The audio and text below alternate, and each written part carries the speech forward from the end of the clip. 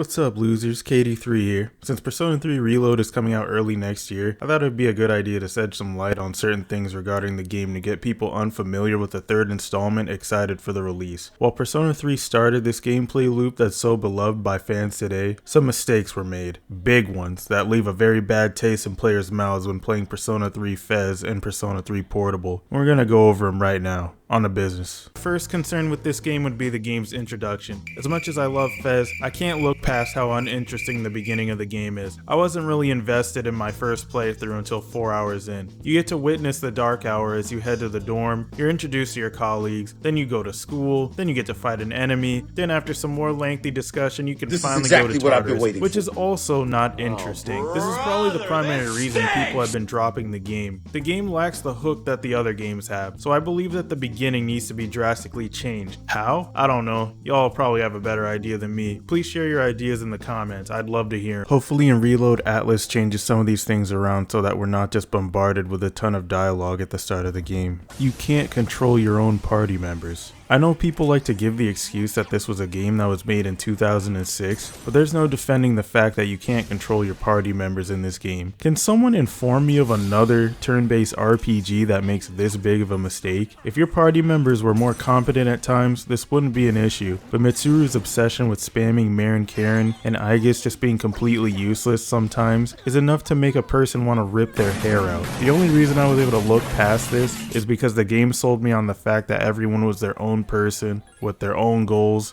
that could make their own decisions.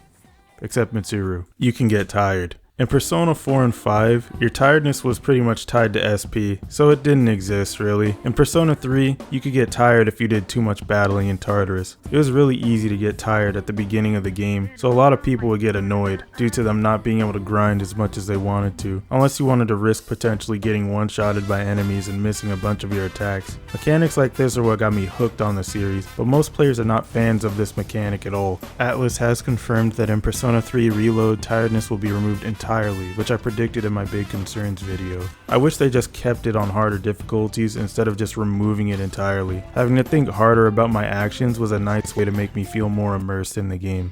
You have to date every single girl, except Maiko.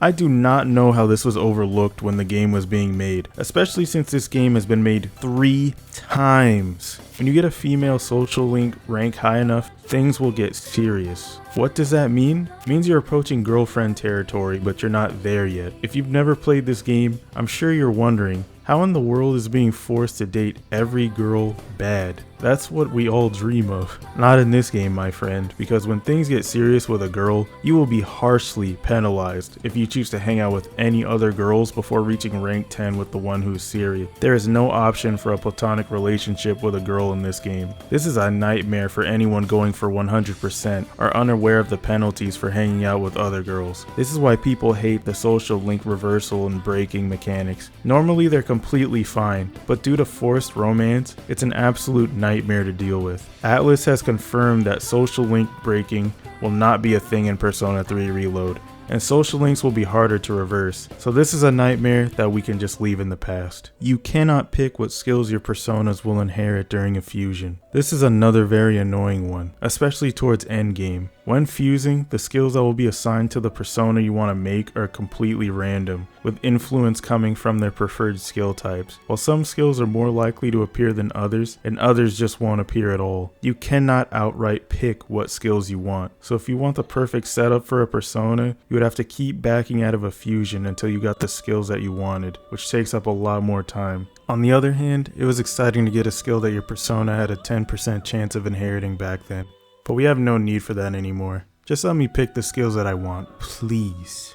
Maxing out every social link in this game is way too hard. As someone who's done it, let me tell you, this is easily the most frustrating part about this game. If you're looking for a challenge, this is the one for you. There is little to no room for error when attempting to do this. Do the wrong thing for 3 or 4 days and you'll have to start your whole playthrough over again, unless you save every day. That's how careful you gotta be. And why would you do something like this? Not just to say you did it right. Well, unfortunately, Unlike Persona 4 and 5, where you can get the ultimate persona through New Game Plus, Persona 3's ultimate persona requires you to max every social link in one playthrough. The worst part about this is that when you can finally fuse this persona, you'll have to spend a very long time trying to get the build you want for it, since it can inherit every single skill. Combine that with being unable to choose the inherited skills, and you've got a recipe for disaster. The crazy thing is, Atlus said that they never even intended for players to actually complete every social link in one playthrough, because they wanted to give their players incentive to do multiple playthroughs. So when people actually started doing it, they were flabbergasted. The answer is bad.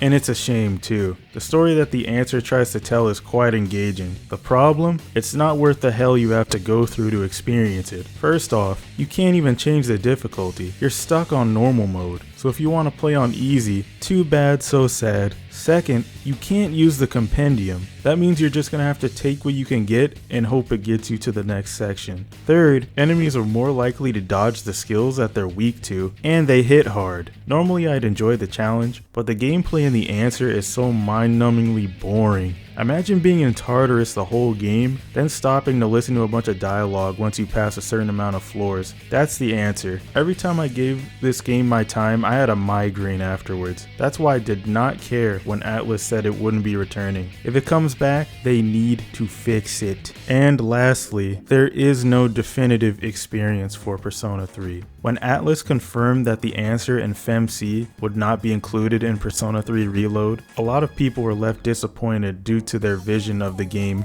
being the definitive experience with all of the content from Persona 3 FES and Persona 3 Portable included in one game. Persona 3 FES has the answer, but not FemC. Persona 3 Portable has FemC and you can control your party members, but it doesn't have the answer and it looks like a visual novel.